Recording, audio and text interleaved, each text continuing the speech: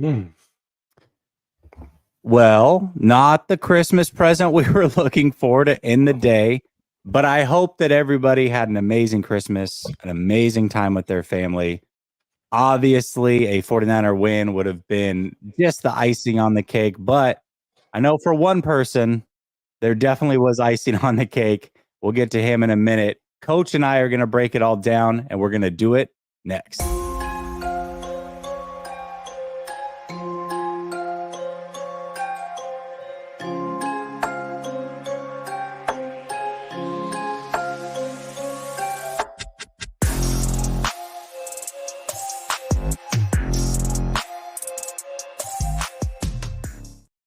All right. Welcome back to Last Second Sports, where we are giving you our take down to the last second. It's a post-game show, a little bit different. I don't have David tonight. I do have Coach. But before we get there, everybody knows that my son's a Ravens fan. And if you don't by now, you definitely will know. I'm going to give him his 5 seconds here before he goes to bed because it's way past his bedtime. Maddox, go ahead and come on in, bud. Big win for the Ravens. How are you feeling? Go ahead and talk to the mic, bud. I feel great, and I didn't expect the Ravens to win, and it was just a great game. And at the end, I was starting to get a little nervous because I was like, "Hey, they're kind of coming back." So Yeah. I just that they won and they got the pick, the game-winning pick, and just very happy that the Ravens won. All right. Well, listen, congrats, kid. I hope you had a very Merry Christmas. Now you go to bed, okay? Daddy loves you. All right. All right, Coach. Listen, I had to give him his victory lap. His Ravens won. I told him that I'd give him his chance. There he is. He's on cloud nine. We, however, have business to handle. We are not on cloud nine. And well, I don't even know where to start with this whole thing. Where do you want to start, Coach? How are you feeling the vibe right now? I mean, well, let's just start where it should start. With the man in charge, Kyle. Okay, let's talk about how Kyle. we started this game offensively. I was not a fan of how stubborn he was on staying with the script. Okay. We had early success through the air with Brock, which was good, but I felt like Kyle felt as though that he saw early success in the game plan and got tunnel vision on singling out the middle of the field and not necessarily understanding that this is a defense that predicates themselves on being agile. They disguise a lot, and this is not the defense where you feel like you get some type of minutia against them and you just ride that out. And that's how teams have let us off the hook, right? We figure out ways how to get mismatches. We get them on our heels. We ride them out. And then by the time they don't have enough on defense to respond. And that's how we've usually been winning games with our complementary football. But the Ravens are a team defensively that are physical, athletic, well-conditioned, and smart. And we haven't seen a defense like that since Cleveland. And on top of it, they have a complementary offense that makes them right in certain areas. I mean, at one point, you got to be real, man. Like, we really shot ourselves in the foot. At one point, the Ravens only turned 3 of those picks into 8 points, right? So this wasn't like a route early, right? The 3 picks in, and the Ravens had only turned that into 8 points. So there were a lot of instances in the game where Kyle was really trying to fit a square peg in a round hole, and it's like, dude, run the ball. Run the ball. We were going into the half, and we had ran the ball 12 times versus 19 times with Brock. And I understand that Brock is young and he's in the MVP race, and he's all of the elite things that you want to say about him, but that still doesn't change the fact that there are moments that he still has not seen in the NFL. And tonight was one of them. Tonight was one of them. He has not seen a team like this hungry, this late in the season with this much on the line, where he's got to perform at that level. And I feel like in certain areas, you could tell Kyle really didn't consider that, right? Now, the picks were bad. Most of them were bad for Brock, okay? We're not giving Brock any type of like mulligans, and there were a lot of would-be picks. I mean, Brock should have thrown way more picks than he did. But there were just points in the game where I was saying to myself, all right, man, we're down 10. Let's get Jordan Mason in the game. Let's slow the game down, okay? All right, at one point, the Ravens were killing us on time of possession, and the game really was in balance after 3 picks. The game was still up for grabs. And I had just tweeted, all right, after 3 picks, you have had to say, all right, we're lucky as hell. Let's slow this game down. Let's get a slow drive going. And right when that happens, he comes out 5 wide, Brock throws a pick. Like, come on. Like, at what point do you start realizing, all right, I got to protect my kid. I got to protect my team. And even if we lose this game, we got to walk out of here with our identity whole, okay? And defensively, I'm not worried about us defensively. We played against Lamar fucking Jackson, okay? Like, let's get that out there. We played against class personified, the man, okay? He deserves, hold on. Let me say this real quick. Mm-hmm. Lamar deserves his flowers too, because Lamar balled out today. He did exactly what he was supposed to do. And there's a lot of people that are in my mentions on social media, and a lot of people here that said Lamar Jackson's a one-trick pony and I don't know what I'm talking about. Bro, I watched Lamar Jackson every single week. I knew what Lamar Jackson was capable of, and everybody said it wasn't possible.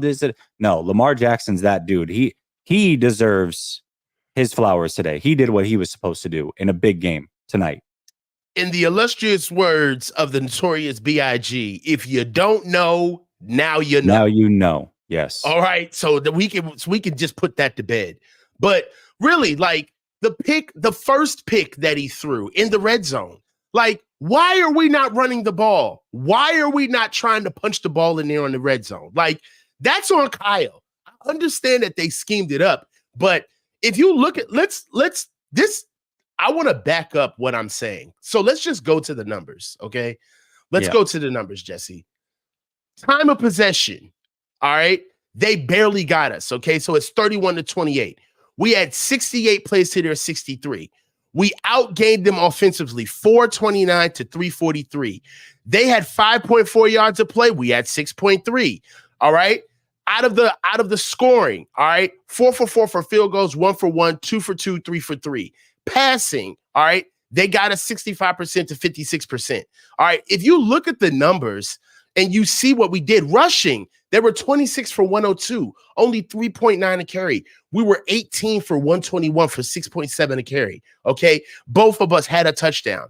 First downs, 21-23, all right? So if you look at this game, outside of the numbers, this does not look like 33-19. This looks like it should be a much closer game. But my point is that I feel like we were way more focused on executing a game plan, and the Ravens were playing football. The Ravens were getting at us from an individualized position where they were blitzing. They were understanding what our alignment was doing. They knew about packages. That blitz that they called on Debo, they've been watching that. They've been repping that. They've been understanding the probabilities of down distance, yardage, spacing, and where is Debo on the field and how is he used. All right. And when you play like that, you can get a team where, like I said, the problem to play against our team is that we are actually leaning on a side of football that is being outsourced, and that's development. In order to beat the 49ers, you have to be a smart team. You got to be a well-developed team, because we do way too much in a game for you to just see us for 1 week and think you're going to have 2 or 3 practices and now you know us, okay? So what I'm saying is that for us to be able to get over these humps, right? These are the games that matter. And then we're facing teams that have the conditioning. Then they have the players to go pound for pound. There's no weakness. There's nobody we can just call out. Then they have the motor. All right, you're not going to get us tired. They have the mental acuity to go quarter for quarter, drive for drive with us. And I'm going to be honest with you, offensively, this was an ass performance. It wasn't even the fact that it was a bad game plan, but it was a bad coaching performance. Having a game plan is one thing, but understanding that my game plan is not working right now and I need to change this is a whole different ballgame. And that's, again, we've been dealing with this with Kyle for years, and it reared its head today. Everybody in the building at one point was saying, all right, it's time for us to start running the ball. It's time for us to slow this down. Like, all right, at one point, Brock throwing near picks, it's like you're looking at Kyle like, all right, bro, like, are we gonna give this to CMC? Like, we're getting routed, and CMC has 12 carries. What are we doing? So, well, there was a point in the first half where he had outgained the whole offense, CMC, right? And he was only touching the ball a very little amount. To your point, 12 touches, I believe, and he had more yards than the rest of everybody else. You know, I don't have a problem with him coming out and passing at all, by any means. You know, pass to open up the run. You thought you saw something on film, do that. But there is a point and there is a spot where you've got to feel the game. And feeling the game and watching what's actually happening versus the game plan, time to switch it up. And like I said, I don't have the issue. The issue is not the game plan. It doesn't sound like you had an issue with the game plan either, because if you do have an MVP caliber quarterback, the way that the 49ers believe that they have, then it's okay to come out and pass and put it on his right arm a little bit. I have zero issue with that. But sometimes things just don't go the way that you hope. Sometimes you get out schemed. Sometimes your players just don't have it on that night, and that's okay. So switch it up and do it earlier. He just never got to the running game, it felt like. And then it got to a point where it was like, okay, well, now I'm trying to prove a point out here. Brock's thrown 4 interceptions, really could have been 7. Let's just keep throwing them out there to figure it out, and we'll get through this thing. It's like, man, okay, I guess. They're still in the game. They got a chance. It really just shows. It really does show, like, what it did show for me is Brock is extremely good at preparing what Kyle has given him. Right. And a lot of those picks, you can tell that Brock has it engineered in his mind to let that ball go. Yeah. Right. After certain reads, seeing things. I believe it was Troy Aikman on the broadcast, but he did a beautiful job at explaining Brock's first pick, where what he saw in the overhang with Debo coming on the in cut on the backside was the third read. It was there first. If Brock would have thrown into the window, he would have thrown Debo open. But Brock was going through his progressions before he got to Debo. And this is what I'm trying. I want to be able to, I don't want to butcher this. I want to be able to say this correctly. What I feel like is the way to beat this offense is to understand its rules, right? Because with Kyle, it takes so much bandwidth and work to get these guys to understand exactly what they're supposed to do, that once you understand what the rules are, it's almost damn near impossible for us to change off of our course, because we're so cemented in the scheme that we run. So then you have games like this where you get a team like the Ravens where it's like, we got your goat, dog. We understand how you guys matriculate down the field. We understand what areas of the field that you guys want to start manipulating during certain scenarios. And we also know how you like to get Brock going, right? And I'm going to tell you, this is the part of football that we still can't get away from. It's the ball player side of it, Jess, where it's like, it's not about coaching, right? It's about Kyle being a facilitator while the boys are playing. Defensively, we were fighting. right? Albeit Lamar, if you want to look at what Lamar did, Lamar only had 7 carries for 45 yards, and his biggest carry was that 30-yard carry that he had. They couldn't run the ball. They could not run the ball without Mitchell. And tonight they could not run the ball, and that was evident early. And it early on, it was a struggle. The offense was gifted some turnovers, and they kept settling for field goals. But then it's like, listen, you keep giving an MVP caliber quarterback chances, he's going to dice you up. And then it was like, boom, boom, game's over. Send him packing. That's it. It was like you can't give up that many turnovers and give them that many opportunities. You just can't. And that's what happened. I agree with you 100%. Rushing wise, Justice Hill was 10 carries for 26 yards. Gus Edwards, 9 carries for 31 yards. All right. Yeah. It was running back by a horrible committee, right? They didn't even do well. And for us, CMC still had 100 bills on the day with the 39-yard run that he had. I would have liked to see Debo run the ball a little bit more, trying to get him the ball, just turn around and put it in his gut. That's my issue with Kyle, where it's like, all right, man, we got all of these players, and I understand that they're specifically designed for what you need them to do. But at some point, you gotta have elements to the offense where you just turn around and put the ball in somebody's hands, right? And that's the issue that, for me, I don't understand why he was so steadfast in trying to emulate his game plan. Like, it clearly was not working. And I saw a tweet, and I really respect this guy, so I'm not gonna say his name. But the tweet basically was Brock had already thrown, I think Brock had thrown maybe his second pick. And everybody's freaking out, like, yo, we're not running the ball. We're not running the ball. So he comes out and he puts a tweet where he's like, well, the game plan is actually working because Brock has thrown the ball for, I think his first 5 or 6 throws were something like 58 yards, 39 yards, 20 yards, 19 yards, like chunk plays. And I feel like stuff like that is kryptonite for us, for Kyle, because in his mind, he's saying that's almost kind of like the sucker's bet, where it's like, it's enough to keep him on the scheme, but it's not enough to make him understand that, yeah, but the gain that you're getting from this is you're getting stats, you're moving down the field, but you're not cashing in. You're not cashing in with this. And then on top of it, you know what you really need to look at? You're a running team and you're not running the ball. So how married are you to this spread, pass around the ball offense where you're trying to get the boys in intermediate passing lanes, getting them up the seam? And I understand that you saw early success with it with George, right? And we saw early success with Debo. But I'm going to tell you right now, we have the issue with just being okay with taking the easy shit. You know what I mean? Like, I would have been more than happy winning this game. Mind you, winning this game 20-13. That's what that's what the Ravens were capable of. They put up 30 points because we gave them 4 picks.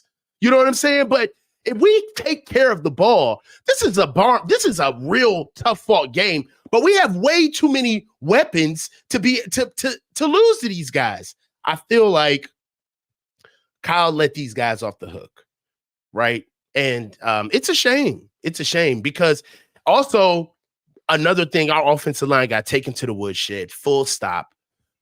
I mean, we emptied the cupboard, man.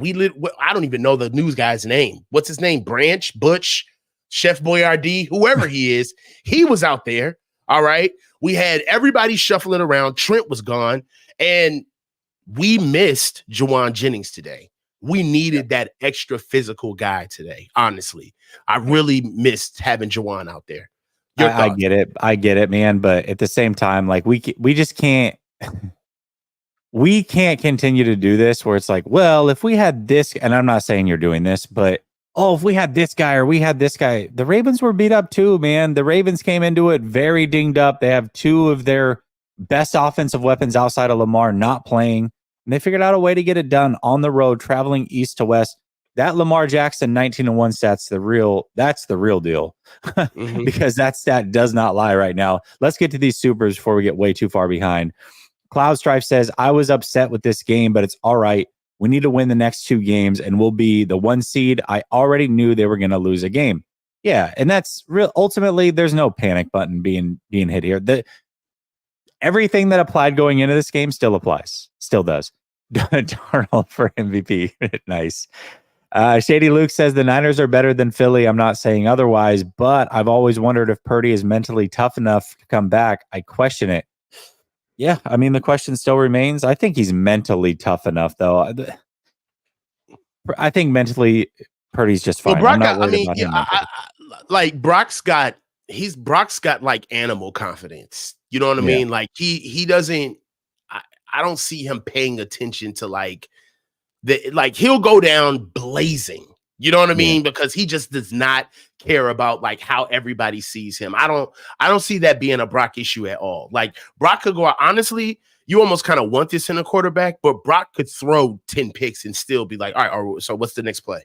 Right. Yeah. So I don't see that in Brock. Yeah. Anthony Cook says, ouch, that one hurt, but we'll bounce back. Yeah, I think so too. Matt says all 4 losses, we only scored 19. 17, and then 19. I don't know. Something like that, though. Under 20. That's true. That's very true.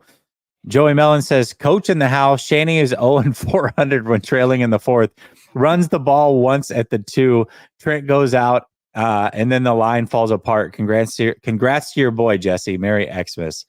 Yeah. Hold on. Can I bring this up too? Yeah, whose idea was it to cut Jalen Moore the day before this game? It wasn't Moore. It was someone else. Moore played and he got hurt. It was, I forget who the other one was, but somebody got Pryor? cut. Yeah, Pryor maybe. Yeah, something like that. I don't know. Moises says, we got our butts kicked. No way around it. Hope the O-line is healthy. Tons for Purdy to review. Did feel like Kyle was trying to force the intermediate passes. They were ready for it, man. They were ready for it. 808 Niner says Niners got punked and the D looked tired and soft. Ooh, I don't know about that. Kyle Shanahan got smoked by McDonald, changed up from zone early to man in the second half. And why did we stop running? I don't think the defense got punked. I think they got probably a little worn out, tired of going on the field every other pass for a while. But ultimately, I mean, this one was on the offense. Kyle, Brock. Can I make this point? Period. Yeah. Can I make this point? Yeah, go ahead. Okay, so this is another thing, man. And I hate being in this position. I look like such a curmudgeon. But these are the facts, Brody. We say things like our defense looked tired. Our defense looked, slow. And that can be optically what you saw, right? But here's where I get worried about our team. It ain't like they was on the field all day. The time of possession was split right down the middle. Okay? The Ravens defense spent just as much time on the field as our defense, and they were flying all over the fucking place. So that's my thing about our defense is that when they do have to play a full game, they look tired, right? Versus when we've played all of these games where we front run, they're off the field off the 3, and the offense is scoring. We start running the ball. They come on the field, they're fresh. But I'm going to tell you, man, we did look a step slower. In all of those games where we do look tired, you notice that it's not necessarily, if you go to the numbers, where the defense was just on the field the whole time. But these guys were just adequately on the field, and they're tired. So, yeah. Yeah, but hold on. Because I get from a time of possession standpoint, I completely understand. And I do have a concern about the defense. I'll bring it up later. But from a time of possession standpoint, yes, I understand they weren't on the field more. But there is something too that every time you're on the field, you've got to come up with a giant stop because the team that you're playing is starting with the ball in your territory time and time and time again. It's something that I think the 49ers offense for the last year and a half, really last few years with Jimmy Garoppolo, has benefited from. Whenever this defense is humming, the offense starts with great field position all the time, and they put up a ton of points. And we get this, oh, the 49ers offense scored 30 again. It's like, well, yeah, but they started 4 times in the other team's territory. Like, the defense doesn't get any credit for that. I feel like there's something to that at some point where it's like, okay, big stop, big stop, big stop. Okay, we can only hold this dam for so long. It's been leaking out of all these other places, and you've given us Flex Seal to plug the damn thing. What do you want us to do? After the fourth pick, they still held. No, after the third pick, they held them to 3. That's what I'm saying. You know what I'm saying? Like that's why I don't want to necessarily go hard on our defense, because we do have a very good defense. But it wasn't the defense early. It was all the offense, man. Like, and when we lose, yeah, you may look at the fact that, yeah, a team put up 30 on us, but we turned the ball over 4 times. How much do you want out of our defense? At some point, you've got to look at the fact that when we're doing good, man, I'm talking about it's Barnum and Bailey, dude. All of the trappings come out. Deebo Samuel, CMC, Trent Williams, George Kittle, right? Well, I don't know which one is the MVP. All of this bullshit, okay? And we talk about all of this thoroughbred shit about our offense, but when we lose and we put up this type of performance, we don't start asking hard questions about the offense. Like, what the fuck is up with the game plan and when it's time to change shit during games? What's up, Jess? No, I'm just saying it's somehow always ends up back on the defense. Like, we just can't have a serious conversation. It's the scapegoat. The defense is the scapegoat of the team, but it was the offense. The offense was ass today. Full stop. It was bad. It was terrible. Salim says Brock didn't. We got a lot of super chats, so I'm going to fire through these as fast as possible. Salim says Brock did not look elite tonight. I feel like this was his opportunity to put the team on his back and show he's an elite quarterback, but he fell short. I'm with you, Salim. And a lot of people, this is going to go in one ear and out the other for a lot of people who think that I just hate Brock Purdy. But I'm going to say it anyways because it's the absolute truth. The pendulum is just right sizing. Like, we continue to do this thing where it's like, oh my God, for 5 games, he's the best quarterback in the NFL. He's better than this guy and this guy and this guy and this guy who've been playing forever. And then we have a 3-game hit and it's like, oh, now he's the worst quarterback and we should bench him. And then we come back and he plays great for 5 games and he's back to being the MVP and he's a top 5 quarterback. I don't need to see anymore. He's the one. Pay him.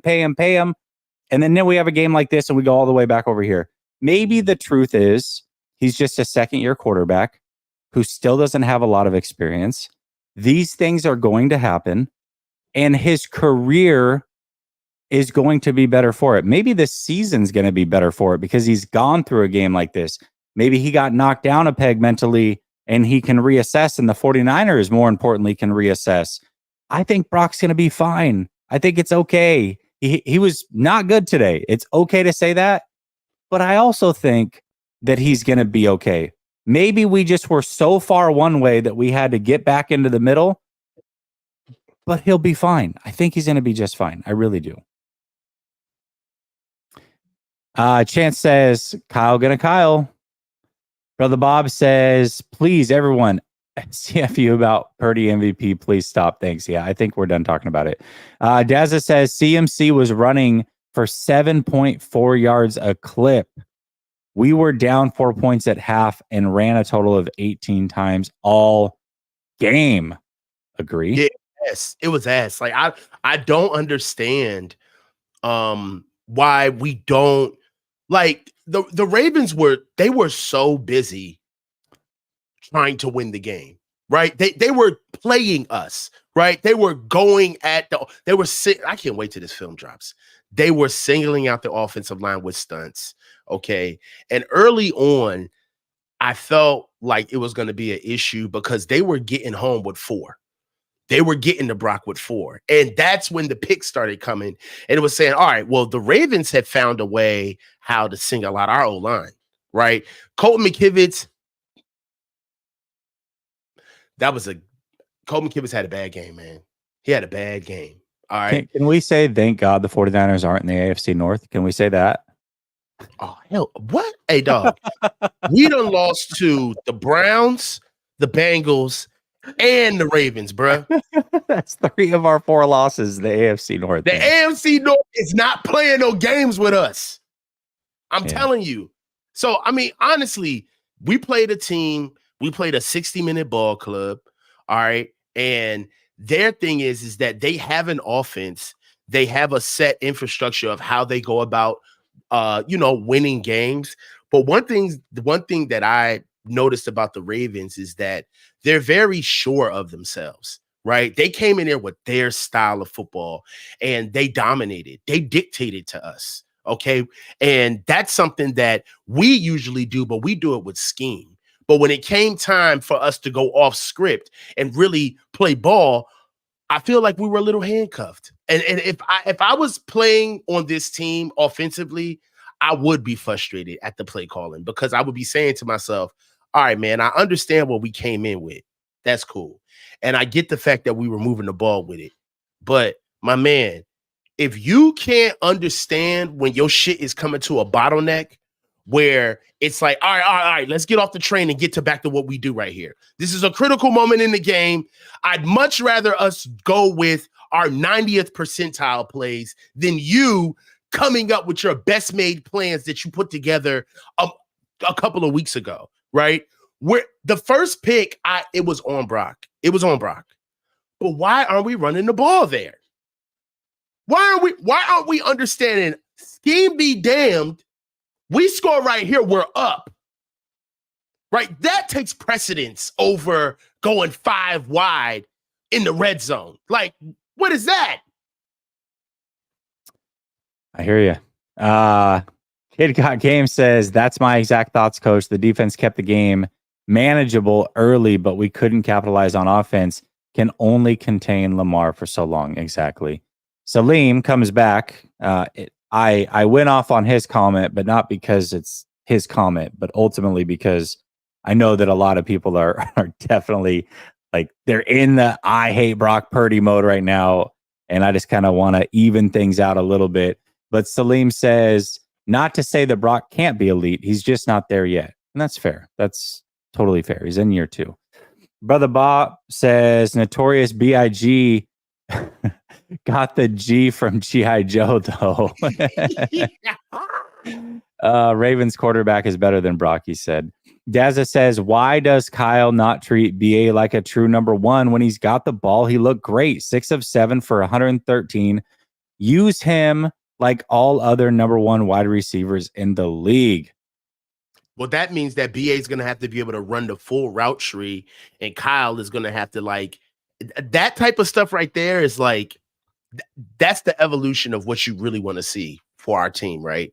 I understand that we have a scheme and we have audibles and different variations of our offense. We have a turbo package, we have a 2-minute package, we have, an I package. We have a lot of things, but that's the conversation and the ebb and flow in the headset, right? That's when everything is going good, right? That's when Brock is calling everything off of his wristband.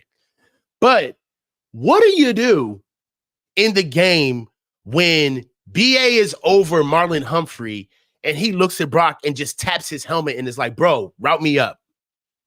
That's what we see with Jamar Chase and Joe Burrow. That's what we see with Zay Flowers and OBJ and Lamar Jackson. That's what you see with Matt Stafford and Cooper Kupp. That's the NFL. That's the part about the game where it's like, all right, I understand all of y'all are coaching.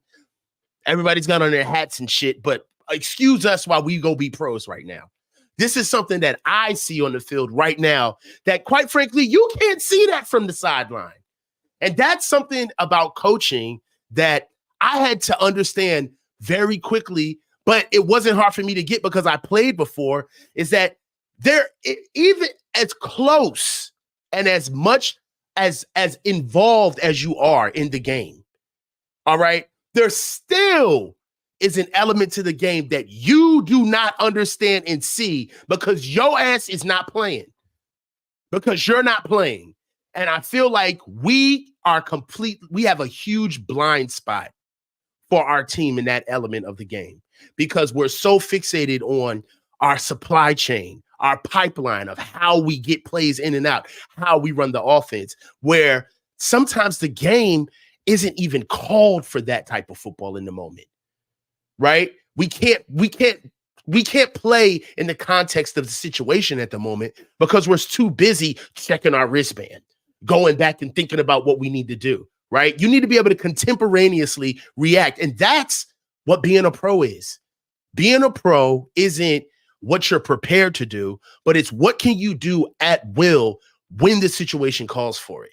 And that's what happened to us. The Ravens played us. They took us out into deep water and they out-savvied us. They out-coached us and they did it with worse numbers, right? Not without the picks, not the picks withstanding. Like if you take the picks away, we had a better game than them. We ran the ball better than them. They only had the ball. They only had the ball like 2 more minutes than us. It wasn't like a routed game statistically. They just out-savvied us. Like they was like the old dude at the Y who got like the hook. They knew, that you can't block. they knew everything that was coming. It's funny because when Brock had 3 picks, right? Everybody's like, oh, well, 2 of them weren't on him, and da da da. And I'm like, guys, if you're watching closely, this was before the 4th one and before he almost threw like 2 more or whatever it was. There was a play. Not the ball that got tipped, not his second pick, but right before that, a couple plays before that, the Ravens had tipped the ball at the line. That tip saved a pick 6. A pick 6. Kyle Hamilton was waiting. The attempt was to use check, and Kyle's just waiting for him to throw the ball, giving Purdy exactly what he thinks is there, and he was going to jump that thing and house it real quick, and it got tipped. Nobody talked about that. And that's not this is not to say, oh, that's, on Purdy and he would have did it. No, the Ravens just came so prepared. They saw things pre-snap that we had been showing all year. And it's usually Kyle who's one step ahead. He shows something and he tricks you. And then when you come out, all of a sudden he does something different. That did not happen. The Ravens were so prepared for everything the 49ers were throwing at them. There's just nothing they could do. They got out-coached. They got out-schemed. They got outplayed. Everything went the Ravens' way. Matt says, stack the box for runs, screens. Kyle Shanahan did not adjust. Brother Bob says, actually, Thursday, PP on Brock Purdy is he still MVP? Oh, you about to go. Oh, he about to wild out. Yeah, he about to wild out. Thursday's going to be fun. B Meat says, so does everyone agree that CMC is our MVP? Yeah, my brothers in Christ. My brothers in Christ. Why didn't we run the ball early in the game, man? Your guess is as good as mine. It really Kyle is. had that Denny's menu in his face, ordering the Rudy Tooty fresh and fruity. Like he should have just been running. Like I understand that and I'm gonna say this again, man. I get the fact that these guys have roles, but this was not a genius G-Wiz pocket protector game. This is not one of those games where Trent and the boys are sitting on the sideline with 15 minutes left to play in the 4th, and the game's already done, and the commentators are sucking us and blowing us off. And, oh, man, I mean, really, if you just look at the 49ers and what they've done, the culture here is, and I don't understand why people don't think Brock. That wasn't one of these games, right? All right, this game was good on good. Hard hat, lunch pail. That's what type of game this was. Best on best. This was, all right, bro, we're running left. Y'all know we running left. We're snapping the ball. That was this game. Hey, y'all, we running right. Y'all know we running right. Stop us. Like, because if you get caught up trying to be intricate and trying to be nuanced, you're going to miss the whole plot. And the whole plot was to be physical in this game. The whole plot was to be dominant. But you missed it trying to have your best laid plans be executed. And while we were too busy worrying about the icing, the Ravens were eating the cake. Mike says it's one bad game. It was 3 deflections. That's just bad luck. Debo was dropping the ball. It's okay. We actually was better on O for a good bit. Just bad luck. Mike, I love you, man, and I appreciate you, and I appreciate your insight. I could not disagree more, man. I could not disagree more. I'm sorry. So positive. I went through and I defended Brock 5 minutes ago, but I got a level set on this one. You create your own luck. And when you roll out to your right and you throw back across the middle of the field and you've gotten away with that, you think that that's something that's going to fly week in and week out. And when you play against a defense like this that is waiting for you to do something crazy like that, they're going to capitalize. And this Ravens team was ready to capitalize. He could have thrown 7. I'm not joking you. There was 7 interceptable passes that he threw today. Maybe the 2 out of the 3 or 2 out of the 4 were deflected or whatever. But I didn't see it that way. I didn't. Ben Some Metal says this is good for the 49ers. Get it out before the playoffs. Yeah, better now than the playoffs. I agree with that. But this ain't no get it out game. Yeah, this ain't no get it out game. It's not. No, it's nah. You got to go back to the drawing board. Yeah, but I Minnesota think also, was get it out. You know what I mean? I also think they're going to be okay game. I'm not tripping about it that much. I'm really not. I have some concerns that we'll talk about, but I'm not. Well, maybe. I don't know if we're going to get through these super chats at this point. Loner Incognito says, I believe in the Niners, but can say that they are the best till they actually, in reality, win the Super Bowl. Until then, I'm not into it. That's fair. Especially after a game like today, they're not the best. GTC Real says, tough loss. Got to regroup. They will. 808 Niner says the interceptions were bad decisions late over the middle. Thank you. Middle in the first, should have handed the ball off. RPO, throw back across the body, ends, and still losing contain. I could not agree more. 808. There was still a lot of reckless, even like not the would-be picks, not even the picks, but there was still a lot of reckless plays from Brock. He was pressing the behind the shoulder throw to CMC. It's like, kid, read the room. You're 4 picks in. Slow it down, cowboy. You know what I mean? Like the pick, the would-be pick to Debo. He was airmailing balls outside the numbers. And this wasn't Brock being bad, but you could tell he really wanted to be an asset, right? He really was trying to press and to be an asset. But I just feel as though that Kyle just didn't help out. He didn't help the offense out today. He didn't. I agree. Gizmo Maltese says, I was really hoping to rest that last game. I was not hoping for that. I want them to play that last game like they need it and then get the bye week and rest there. I don't want to rest for 2 games. I think that's a bad idea. Ben Some Metal, but I also didn't want to lose tonight. Let me be clear. Ben Some Metal says this O-line is not built for coming from behind. Agreed. Yeah. I don't think the offense is.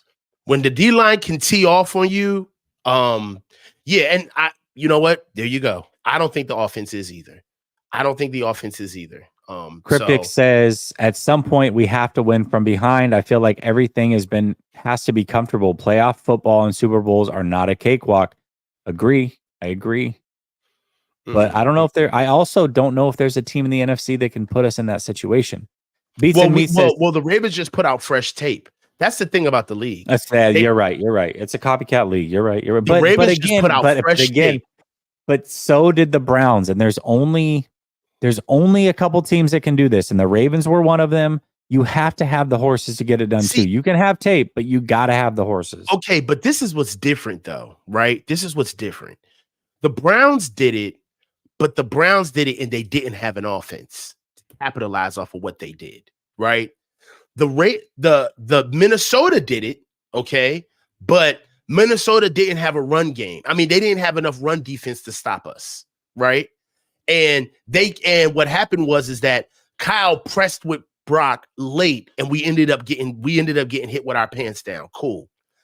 The difference between all of the 3 losses in this one is that the Ravens did it, and they showed like a full game of what the 49ers are going to do from behind, right? Kyle put a lot of tape on film on what we do with our pass game now, stuff that we usually don't do. So how are we going to go back to the drawing board on this stuff where, let's be honest, Brock has looked amazing throughout the year, especially for his story. But let's be real, a lot of what he's doing through the air, it is rememberable. It's redundant. You understand where he's throwing the ball most of the times when you see the game. You understand Brock's going to throw deep in cuts. He's going to throw short intermediate throws to CMC and Deebo Samuel on choice option routes, right? Brock is always going to get himself a nice back shoulder fade, shot play up the side, outside of the numbers, right? Brock is always going to get himself a nice wheel route shot fade up the numbers and up the seam. That's what Kyle likes to do. Now, by hook or crook, how he gets it done, it comes out in many different ways. That's the beauty of where Kyle's genius comes in, where he finds all the areas in the throws that Brock is comfortable with, and he masks it in different areas. The Ravens, on the other hand, they said, all right, well, what else? What else? Because we got all of that. We got all of that now. What else? And you're not running the ball. So I think the Ravens are exposing the fact that we're known as a running team, but I think Kyle knows that we are a completely different running team without Christian. And he's trying his best to pace Christian out instead of just using him like a traditional back. Because when you have these games like tonight, everybody in the room is saying, why aren't we just running the ball? Like, and if you don't want to do it with Christian, put Jordan Mason on the field. Like, why aren't we run? So, those are my thoughts, man. It was a disgusting loss because it didn't have to be this way. Beats and Meat says, Steve from accounting playing left guard. Yikes. He wants his red swing line stapler back. Keith says, we earned this loss. Hump the real deal? I feel like that's not what you meant to say, but shout out to you, Keith. I appreciate you.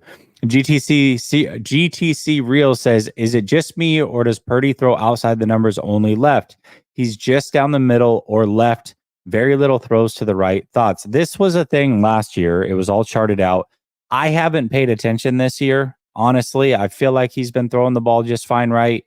I don't think it's as big of a deal as last year. But I'm sure he has a preference. I think all quarterbacks have a left or right preference, down the middle, whatever. But I don't know. I don't know what the charts say. That was definitely a thing last year, though. Definitely. Brother Bob says BP benched in prime time on Xmas. Wow, 4 picks. I think he was benched because of that. I think it was benched because he was hurt. Clement Gray says can't throw 4 interceptions and expect to win. No excuse. Agree completely. Josh Dowling says Joe had a 4-pick game. Steve had a 3-pick game. Okay, we can't do this either. I can't. Daniel says O-line is now a major concern for me. Okay, well, you know what? Actually, you know what? Let's parlay that because we're going to be stuck on these super chats, and I do want to get into at least one more thing before we just wrap this thing up on super chats. Give me your pressing thoughts going forward. Thoughts, concerns about this team and where they are headed, what you're concerned about, what you feel good about. Just give me 1 or 2 things and we'll go back and forth here because I got a couple things here. Physicality is an issue for us offensively. Okay. I feel like the offensive line has to be put in a position where we need to get physicality from them right up front because they don't have a lot of it. So you can't pussyfoot around up front on the offensive line. I think Kyle does a disservice when he starts the game with our guys going backwards instead of forwards. You know what I mean? I played O-line, right? I coached O-line. And for me, every true O-lineman to tell you, man, they much rather run the ball than pass block. Right? You want to run the ball. And when you have a game as physical as this, where you got guys teeing off on you, clubbing you, bullying you, it's like, man, why are you making me go against this dude when he's fresh? Like, why am I getting all of his fresh pass rush moves? Why am I get on my feet doing all of this? And I'm stressed right now because you don't believe that we can like really get at these guys in the trenches in a north-south posture, right? And I understand what you're seeing on film, but can we try? You know what I mean? Like, before you start getting into where you think the ball should go on the field, can we just line up and just punch these dudes in the mouth for like a drive so we can come back to the sideline and tell you how they feel? Like, that's number one question in coaching and in playing. First drive, we can talk till we're blue in the face. We can put all the game plans together, but nothing will give you a true litmus test. All that shit goes out the window once you play like the first drive. And you come back on the sideline, and the very first question is how they feel. Are they what we thought they were? Like, are they as strong? Sometimes you come back and they're like, Coach, these dudes is nothing like y'all said they was. Right? They're not that. Right? And that is what shapes the game plan. Right? That's what shapes it, where if you do have 4 or 5 runs where you're like, all right, this shit's working. Man, scrap the rest of that shit. We running this until they get us out of it. That's what this game was about. This game was about domination. And we didn't really get into our best plays. That's what is frustrating the most for me, to kind of circle back to your question, is offensively, we sacrifice our identity for our scheme. And I don't like that. I've got a concern going forward, and I know that we say, hey, it's not the defense today, it was the offense, whatever, but I do have a defensive concern going forward. They don't know what they're doing at corner. No, they They have don't. no idea. They Why is started he with playing? Ambry Thomas again. Then Verrett came in and played nickel, and Lenore went outside. Then they went back to Ambry. Then they went to Luter. They don't know what they're doing at that second corner spot. And right now, to have that question mark heading into the final stretch of the season when we thought we had it figured out, that's a little bit of a concern, that they don't know what the second corner looks like, / nickel corner, depending on what they do with Lenore. That to me is a concern going forward. Did you see that? Did you pick up on that at all? Yeah, I was very concerned about Jason Verrett playing. I felt as though that our secondary, and that's, man, I don't know, man. Like, that's kind of like living with the devil versus the devil you don't. Yeah. It's like, all right, bro, we got young guys. They're coming up. We got to get them on the field, and they're growing and showing. They're showing time on task in front of us. All right, I'd much rather live with that.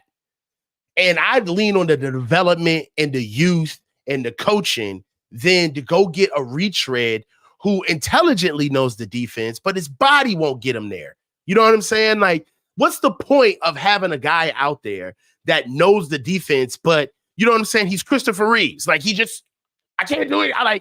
My body won't do anything. Like, I don't understand why Jason Verrett has been inserted into the lineup. Maybe there's injuries, so I don't want to talk out of school. Maybe there's some things happening that we don't know about, but it is a little bizarre that all of a sudden that he came on the team. We were looking at him as like a reserve guy, if and when, you know what I mean? Like, there's injuries, and then all of a sudden he's like warming up on the biggest game of our season. That was weird. Like, why? Like, that was weird to me. Like, why is he here? And not to say that I don't want Jason Verrett on the team, but you go in, this is good on good. Why are we bringing him in here? Like, this is the Super Bowl, and like, we absolutely need this guy in this position right now. So yeah, I do understand where you're coming from that perspective. And we do have a little bit of we had some lag at safety play. Jair Brown is doing the best he can. He has his spots. He's not consistent, but Gip is having a hard time covering these guys in open space now that Huff is gone, and he has to take over that role. And a lot of, if you remember, I believe in their first drive, I think about 50 yards and 3 penalties were all because of Tashawn Gibson, right? There was the holding, then the PI that he had. And I'm starting to see that offenses are starting to single him out offensively. Right, you're starting to see a lot more penalties on him because the same way we start singling guys out on certain teams where they may be a little bit slower or may have a lot not be as fleet of foot.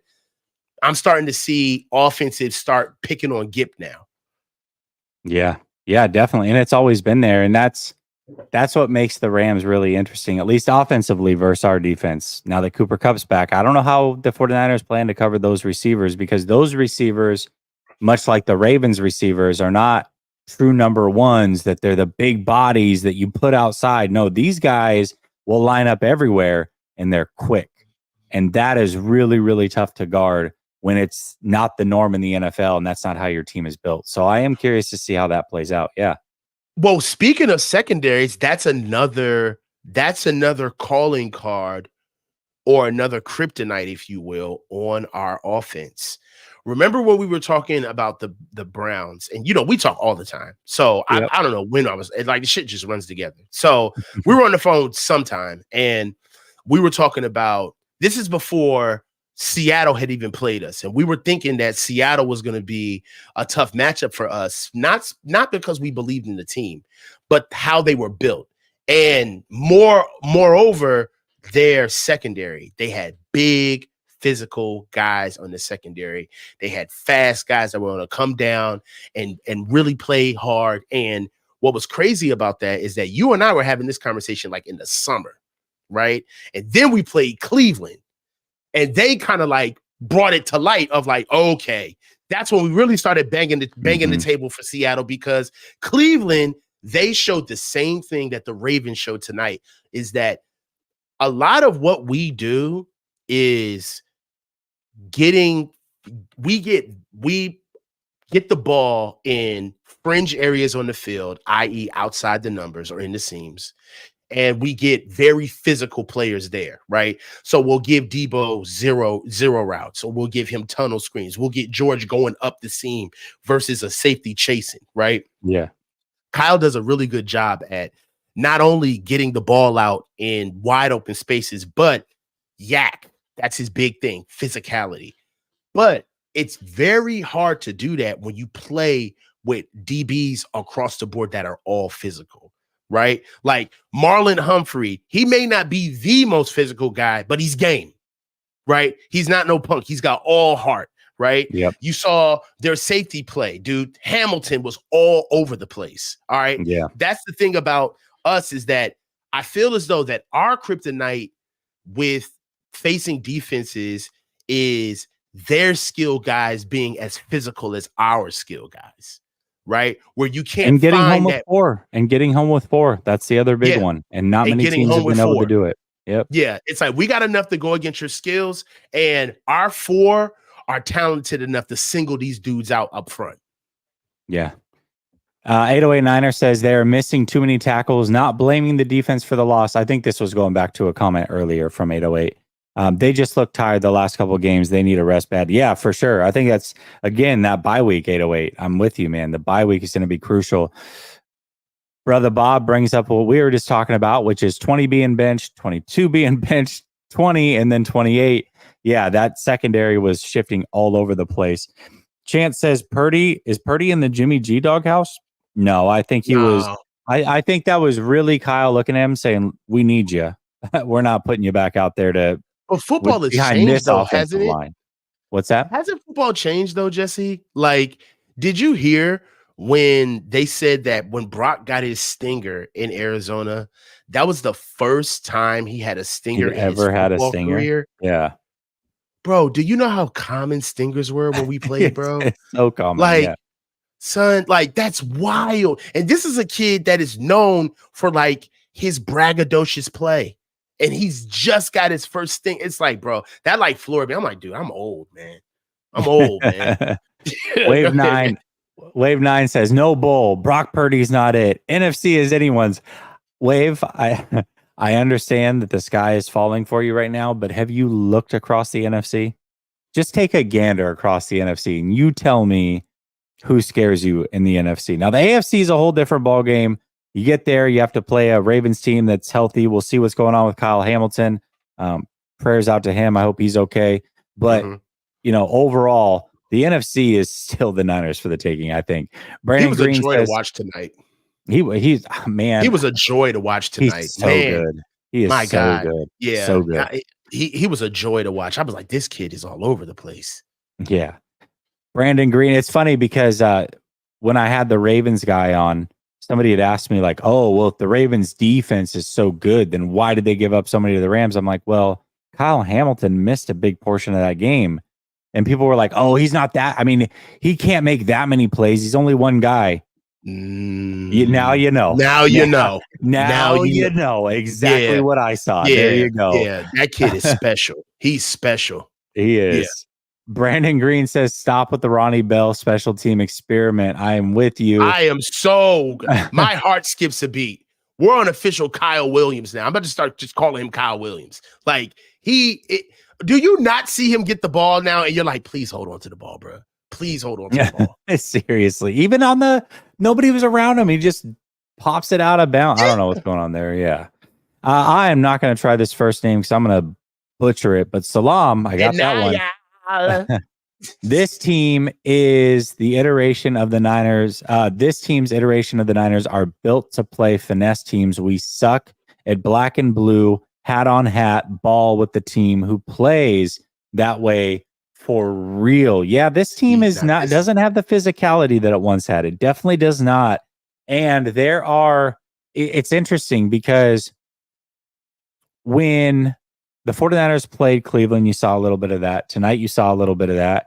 And Buffalo is not near their level defensively.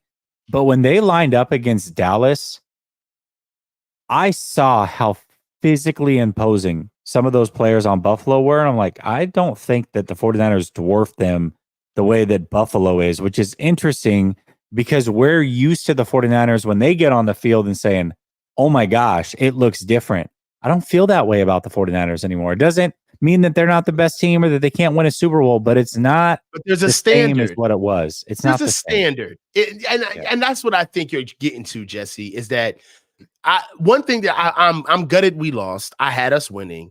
But what is sobering is to understand that the standard of football that we understand still exists in the league, right? And it's hard to say that this team isn't physical. This team is a finesse team that plays a physical style of football. You know what I'm saying?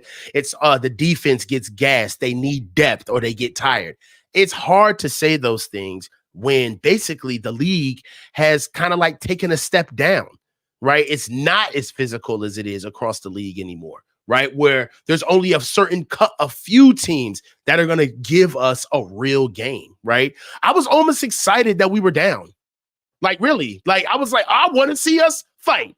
I'm glad. Now we can see this. I want to see us fight. I want to see us come back. I want to see us make a way out of no way. Football shit. Real football. Like, dude, I felt like this felt like Friday Night Lights and when Dallas Carter showed up at the state title game and started swerving on fucking Permian, dog. That's what this game felt like. This game felt like they came in with all red on and powder blue and swagged all over us with they hoochie mama cheerleaders. You know what I'm saying? And they just came in there. We were the private school. We got our nice field and everything. And the Ravens came in here and was like, damn. Our press jerseys. Yeah. Yeah. They like, you see their locker room, bro? Hey, dog, look at their field. They field is so nice. And they came in the inner city school, came into the private school, and they came in here and pissed in the punch bowl. Tore our asses up, left all of our soccer moms on the sideline, holding the Capri Suns and the orange slices. They rolled up out of here. That's what this game felt like. We played the dudes from across the tracks, and they whooped our ass. That's what this felt like. Torta Monster says Purdy does this with any team who will line up and smack them. He's no MVP. Shanahan also got out coached in every way. Our O-line was embarrassed. Straight trash. Yeah, I mean, I just think it's a 49er thing. I'm not necessarily willing to say that this is a Purdy thing, but I just the question always comes back to Kyle Shanahan. Is it what's going to happen when he's the one that gets pressed? He now has his quarterback, right? So at what point does he turn that corner in these situations They had a chance to kind of do it tonight. They were unable to do it. We'll see how it goes in the playoffs. Brother Bob says, how bad is Pryor to get cut for McGiveth? McGiveth. Wow.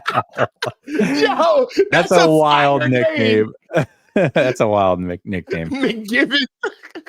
Yo, that's Mike's a name, yo. Mike says the fact is, if Brock can be in the MVP conversation at all at this point, it's huge. Just chill, people. Be grateful. Merry Christmas, Jesse. Mike, I agree with you. In fact, I didn't know what I was doing when I tweeted this out about 5 days ago, but I tweeted out something similar, and I guess it was kind of a prophecy a little bit in saying that he wouldn't win MVP. But my point is that him just being in this conversation right now, the fact that we were even having the conversation going into this game, that's pretty special. Like it is. Just take a step back and realize what has happened here. You've got somebody who was Mr. Irrelevant, barely made this team, almost didn't make the team. It was almost Sudfeld that made this team. And everything that's happened for him to get to play football here and play as well as he had, that's an amazing story. And I think somewhere we got lost along the way of he's top 5 or he's the best guy and this, and didn't sit back and realize what was actually happening, which was the fact that he was in the conversation. That's crazy. That's crazy. It's a crazy story, and it deserves to be applauded for sure. Todd says, Purdy, Kyle, bad game. No answers for Baltimore's D when they were aggressive. Need a ball control offense and a running game when playing them. No turnovers. You're right. I mean, that was a big deal. That was exactly what should have happened. Brother Bob says, this same force the pass happened in last Super Bowl. And Purdy wasn't here, Brother Bob. It was Shanahan that makes those decisions. Mm-hmm.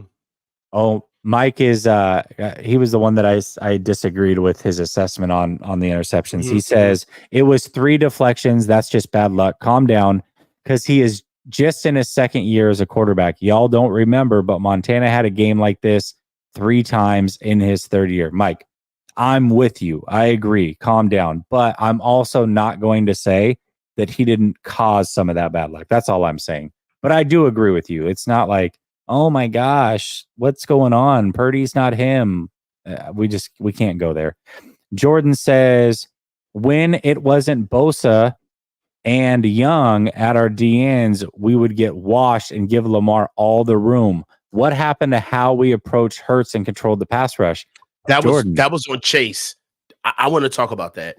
Yeah. Well, hold on real quick. I just want to say, Jordan, we talked about this for a couple weeks and maybe you weren't here, but I said if they did that, that was the mistake. You can't treat him like you did Hurts. It's not going to work.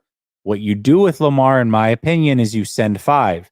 And if you look at where the 49ers gave him problems, it was when they sent 5, not when they sat back. But go ahead and talk about that play in particular. Yeah, the play where Lamar, I think that was his longest play, the 30-yard run. And all right, so Fred, he missed a lot of tackles today, flat out. And I know in a row. Dude, it irks me. But Fred was missing a lot of tackles today, and he had an okay game. We gotta go back and like see it. But anyway, there was a missed tackle that I really didn't have a problem with. And it was the missed tackle to Lamar in the open field on his 30-yard run. And the reason why is because Chase Young completely went for broke. He rushed up the field, gave his bust pass rush move, blew past his man, and thought that he had a sack. Lamar blew right past him. He was too wide. He was out of his rush lane, all the way on the other side of the pocket, and broke contain, and the edge was completely open. The B and the C gap were wide open. All right. So before Fred even gets a chance to throttle down and try to make an athletic play on Lamar, Lamar's got like a 10-yard head of steam moving already. Good luck for anybody trying to make that happen. But that was on Chase, and stuff like that is you don't really necessarily see that when your eyes are just following the ball. But that's the selfish shit that got him traded, right? That's the stuff that we're talking about, where not only do you not play hard all the time, but you pick and choose when you want to play. And then when you do it, you don't even execute. You know what I'm saying? It's like, that was a problem. Lamar does that, man. He will do that to people. And he got him on that one. Brother Bob says, Coach, fire. BA tap the helmet, says, I got this all day. You're right. I mean, those are, how many times did Aaron Rodgers do that with his guys, whether it be Jordy Nelson or Devontae Adams or whoever? Donald you Driver, saw that stuff. all Driver, of them. yeah. Mike Drops with Monster says 49ers throw a punch. When teams punch back and play football this year, they're 0-4. Kyle's got way over his head, plays as if he can decide who wins an award. That is a fire ass quote. Interesting. He wants to win a certain way. You can tell he does. Like, you know what? Bring that back up. He had the balls to put the quote up, right? So I see this, but I didn't even have like the balls to like say it, because I felt like it would have been too tinfoil hat. But I do feel like Kyle decides who's going to win and how they're going to win games. And he creates his game plan in a certain way where even like, all right, so there's nothing that you can absolutely prove on tape because we don't know the offense, right? So it's not like we know the rules where we can literally get like factual with it. But there are things around basically how the offense looks. Okay, there's elements of like when Kyle is clearly like spamming a certain player on offense. And if you just look at like some of the context, like some of the anecdotal stories that come out about the offense where guys, one of the things that I always look for is conversations in pre-production meetings, because the commentator guys, their job is to talk during the whole game. So they be just giving up all types of stuff they're not supposed to be talking about all the time, right? Because they have to make small talk. So one thing that I noticed that comes up all the time in the pre-production meetings where like the color commentator guys get a chance to have one-on-ones with the guys is that everybody lauds Kyle for being like kind of like a good manager of everybody's touches, right? You hear George talk about it sometimes, like where, oh yeah, well, you know, everybody wants their touches and everybody wants to get their look, but if you just trust in the system, you know, it may not be your day to day, you know, if you don't get things done. Or like Debo brings it up a lot where, yeah, like I didn't get the ball as much as I should on, you know, these weeks, but you know, Kyle always looks out for me and this, that, and the third. And you can tell that these guys are all like they all like fixated on making sure that because Kyle makes them, he sells them on the scheme.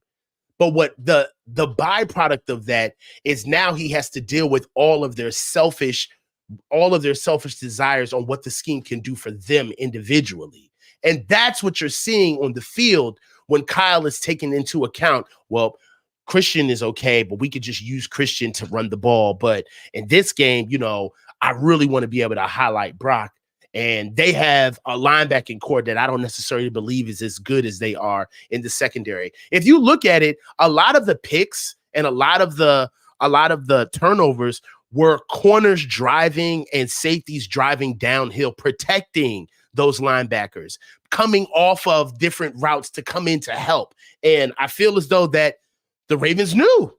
They knew what the Niners were going to try to do to them today. And that's, in a way, that's the part about playing the game where you don't know who's going to be the guy today. They say that about our offense where, oh, we're so ambidextrous, you know, whatever we want to do, anybody can have their day. Well, that's not what it looks like when we're losing.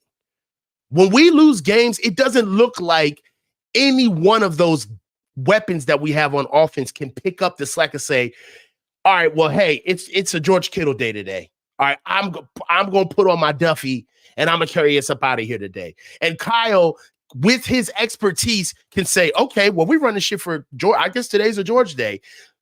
Throw the damn play sheet out, like whatever. We putting it up. We sticking in the grass. George to the Buick, turn around. Like I don't ever see that type of like I need to see how the sausage is made sometimes. It never goes that way. And in fact, I pointed this out in 2021 NFC Championship when they lost to the Rams. I went back and I counted. BA ran something like 29 routes. I'd have to go look at it again, but the video's up. He ran something like 29 routes. 25 of them, he was wide open going against a terrible corner over there. If they would have just thrown to BA all game long, they would have won the NFC Championship, but they didn't. The game plan was not built around him. And we've seen it happen where the 49ers will play teams. If the 49ers have a weakness, other teams will go at it. Miami Dolphins 2020 comes to mind where Fitzpatrick just attacked the corner that we had just picked up off the street, and they went at him over and over and over and over. Kyle doesn't do that. It's like you notice a weakness, you see the hurt dog, and you're like, well, we're going to go over here because the game plan says this. I know exactly what you're talking about. Yeah. Costco Hot Dog, great name, says, I'm in 3 of 3 fantasy football championships this week. Congratulations. So far, my best year in fantasy ever. My wife is always bothering me about moving to Florida. Move to Florida, man. Just don't move to like crazy parts of Florida. Don't move to Central Florida. It's too muggy. You want to come to Tampa. Tampa's great. Flav says, had a shot despite 4 turnovers. Well-timed loss. So long as we went out, Darnold didn't look bad until taking the goal line sack, which is comforting. Not worried at all. Would love to see them again. Yeah, we might see him. Costco Hot Dog. Maybe. We'll see what's going on with Hamilton. I mean, he was smiling on the sideline, but he already had a hurt meniscus. I got to imagine he sits out through the regular season at best, and maybe he's out for the season. I don't know. We'll see. I feel awful for him. Man, that's like a manageable thing. Like when it hurts like hell, but you can't play on it. Yeah, I know you can. But it can lead to other things. I mean, Hafunga is a great example, right? There you go. Costco Hot Dog says, Will lifting this leg and letting it rip. Dwayne printing out emails and yelling in the conference room. What are you talking about? Monkeys for life. What is happening right now? I don't even know what's happening. JC says Wilkes was good. 3 turnovers, only 4-point lead. Kyle. I agree. Wilkes was fine today. 49er Jeff says, we okay. So that Purdy had a bad game. Outcoached 101. Yeah, I agree. We got outcoached. We did. Yeah. Keith says you can tell this team that invests in linebackers like us, they had answers for other things that most teams did not. Agree with you. The Ravens are a complete They're a complete team. Defense. Yep. Beats and Meats says before we all hurl ourselves off the nearest bridge, the Ravens are uniquely built to beat us. It's gonna be fine as long as we don't see them again in the Super Bowl. Well, that's the point. That's the problem, though. We might see them in the Super Bowl. And it might be worse, to your point, Coach, where it's like, okay, if Hamilton does come back and then they get their tight end and Andrews, this could get worse. Yeah, it's not going to get easier. Who is a matchup nightmare for us on defense?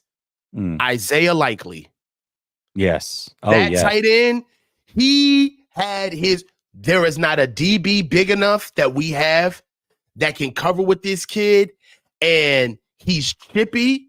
He can move. And he's big enough for them to keep him on the field to be an inline blocker. I really like Isaiah Likely. He had a game today. And he was really imposing himself on the field. That's what I'm saying, man. Like, the Ravens got guys, man.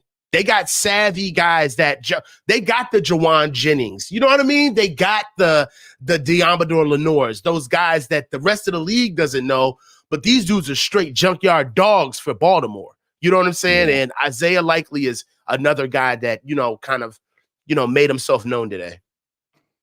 Chance says, I know that they didn't run the 2-minute, but where was the urgency? For sure. Flav says Kyle Shanahan should have QB sneaked or given it to CMC on the goal line. He was bailed out getting cute on 4th and 1 earlier too. Agree with that. Ultimately, just a bad game happens. Injuries are the only thing that weren't a concern. For sure. They're banged up now. We'll see. And now they got a short week. They got a short week. So we'll see how this offensive line looks coming out of this thing, because on paper, it doesn't look great. But I also feel like maybe some of these were just like, I don't know. I get the feeling that they're going to be okay, but maybe that's just me being optimistic. Brad says, Jesse, love you and coach. Niners showed they are wanting to be a different running team. It goes back to the identity thing that we were talking about, Brad, and we appreciate the comment. I think that we all agree here that they've got an identity, but they want to be something that they're not necessarily anymore. Golden Tao says, odds Sam becomes the starter. Unless Brock's hurt, 0%. Brother Bob says, BP was cleared to go back in, bro. Kyle Shanahan said, no, I got it. But I'm more saying it was because he was going to go in behind that offensive line. And for what? They were likely not going to win the game. No point in risking it. That was what I was saying. He was hurt. No reason to further extend it. He could play, but I just don't think it would have made sense. Flav says, this team plays their best ball with their back against the wall. Do they, though? Don't think the Eagles' loss helped them. Backs are against the wall again. They'll win out. If they don't, then people can whine about it. I agree. They're going to win out. Backs against the wall, they're 0-4 in those games where their backs have been against the wall. So I disagree with that. Salim, I think they front run like a mother. They front run. Salim says, love what y'all do. Thanks for the coverage. Thank you, Salim. I appreciate it. P.S. Jesse. Jesse, is the tattoo on your arm Arabic? No, I get it all the time. I've got 2 of them. They're in like a Farsi style writing, but they are actually both in English. William says, great show, fella.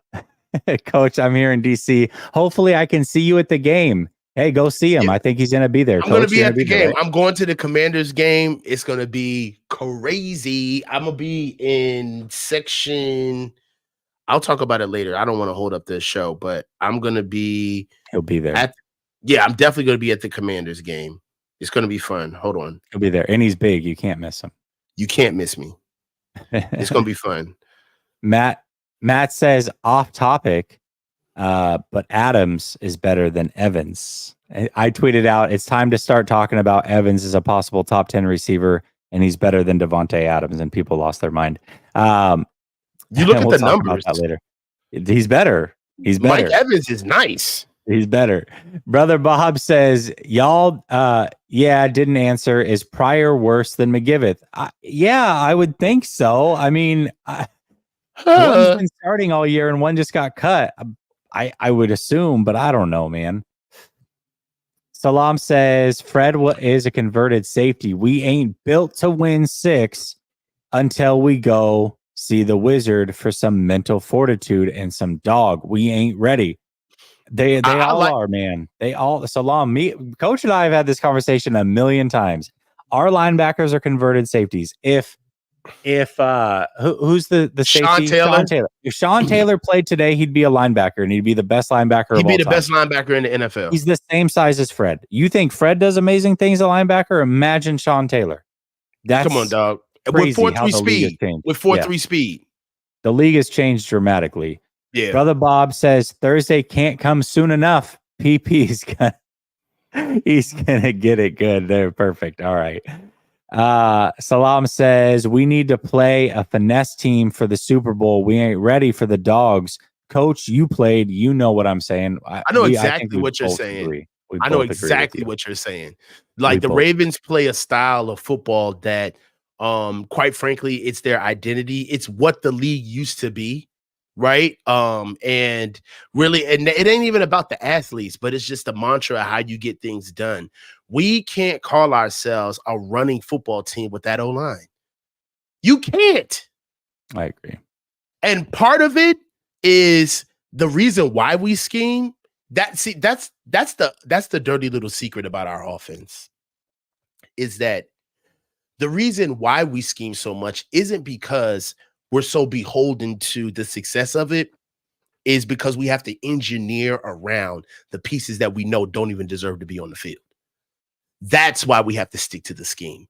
Why we can't simply do like the Ravens do and turn around and just, all right, we're up, we're about to run the ball. It's because they invested in their offensive line across the board. okay? Because the way our team is built from a foundational standpoint is 90% of our money is either in skill positions or the defense.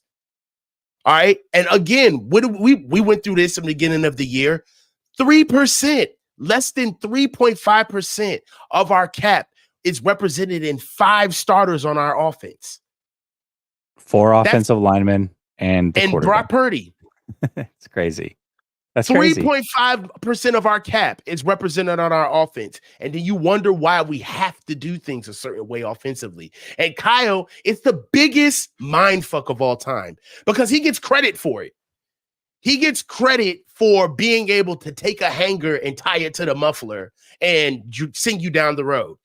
Instead of saying, don't we need a correct part for this? Like, shouldn't we actually like get Shouldn't this? we just weld a hanger to the bottom of this to hold it in place? Like weld an actual hook in place? Nah. But let me show you how I'm MacGyver. And it's just like, yeah, I understand your ingenuity should be rewarded in how you get things done.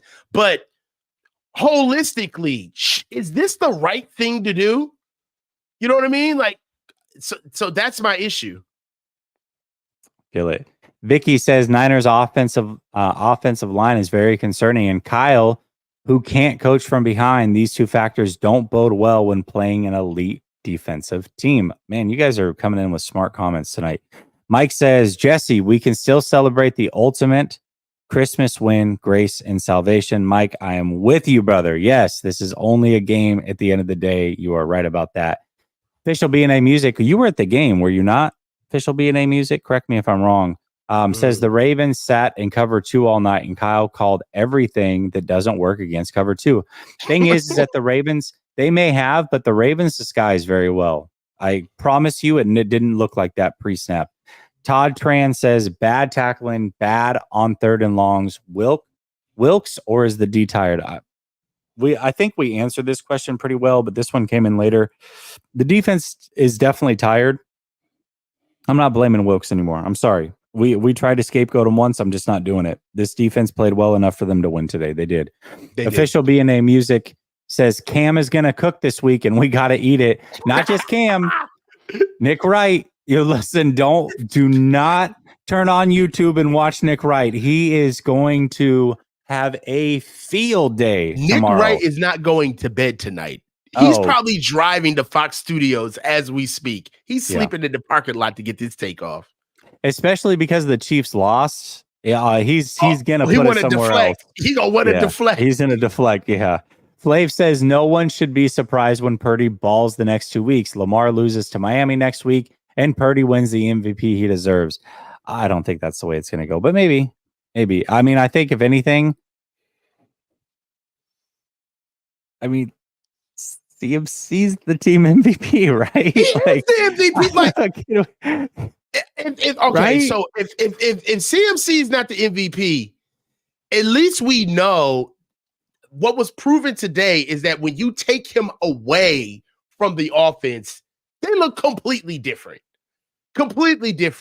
And on top of it, Brock did he got himself in those situations with the picks, but he had every opportunity to get himself out, and it kept getting worse. Okay. He was imploding in front of us. All right. He should have thrown 7 picks. It was getting to the point where every time he let the ball go, you were just hoping that it either hit grass or got to its intended target. All right. Outside of that, it's CMC, man. He is our MVP. I think today should have been a very clear, like, barometer of, like, it's CMC, bro. Mike Drops with Monster says, we don't want to see the Lions. They play football. I agree with you on the sense that they play football. Their defense is not it, though. Their offense is very physical, and they're going to be tough to stop, but their defense is just, it's not it. They're a year away. It's different. They're a year away. They're going to be problems next year. I agree. But right now, they're a year away. They're going to be good. They're going to be fine. I think that they're going to win a playoff game, but I think they're a year away, but we'll see. Mm-hmm. Flav says they were undefeated with their backs against the wall this year until they had cushion on Philly. Last 2 years, they went on crazy streaks to get in the playoffs with their backs against the wall. Just ran out of gas. Every team is different, though, Flav. Every team is different. And we can't say this is not last year's team. This is not the 2019 team. This is not the 2020 or the 2021 team. This is this year's team. Every year presents new challenges and a different look. What I'm saying is this team, maybe when they're going into a game and their backs are against the wall, they play at their best. I see what you're saying. What I'm saying is that when a team flips the script on them and they don't expect to have their backs against the wall and all of a sudden they do in a game, that's where it becomes a problem. That's where we've seen them go 0-4 this year.